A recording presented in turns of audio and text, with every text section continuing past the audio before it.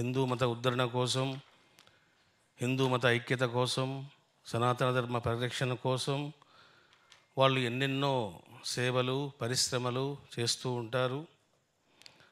RSS media relations officer ఈరోజు మన పీఠానికి తొలిసారిగా రావడం జరిగింది. రాజగోపాల్ గారు ఫస్ట్ టైం రావడం జరిగింది. వారు ఈ ఆశ్రమంతా వీక్షించారు. ఎప్పటి నుంచో వాళ్ళు రావాలి, ఈ ఆశ్రమాన్ని చూడాలి అని అనుకుంటున్నారు. ఇప్పుడు రావడం జరిగింది. మరి ఈ ఆశ్రమం పట్ల, ఇక్కడ ప్రతిష్ఠించబడిన శివలింగాలు, శ్రీచక్రాలు, దేవతామూర్తులు, ఈ ప్రతిష్టల పట్ల, ఈ యొక్క ఆరాధనల పట్ల వారి యొక్క సందేశాన్ని మనకు అందిస్తారు. అందరూ భగవద్బంధులందరూ కూడా నమస్కారం. ఈరోజు సాయంత్రం ఇక్కడికి వస్తే ఒక మంచి దేవలోకంలో ఉన్నట్టుగా అనిపించింది. తక్కువ సమయం లోపలనే చాలా వరకు చూడగలిగాను. ఇంకా అనేక దేవతామూర్తుల్ని, విగ్రహాలను అన్నిటి కూడా దర్శించుకోనేటువంటి ఒక కోరిక ఉంది. కానీ సమయం వల్ల కొన్నింటినే దర్శించుకొని ఆధ్యాత్మిక అనుభూతి పొందాను.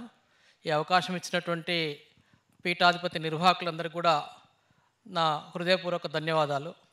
మనం అందరం కూడా ఇక్కడికి భగవంతుని యొక్క కృప కోసం మనం అందరం ఇక్కడికి వస్తున్నాం.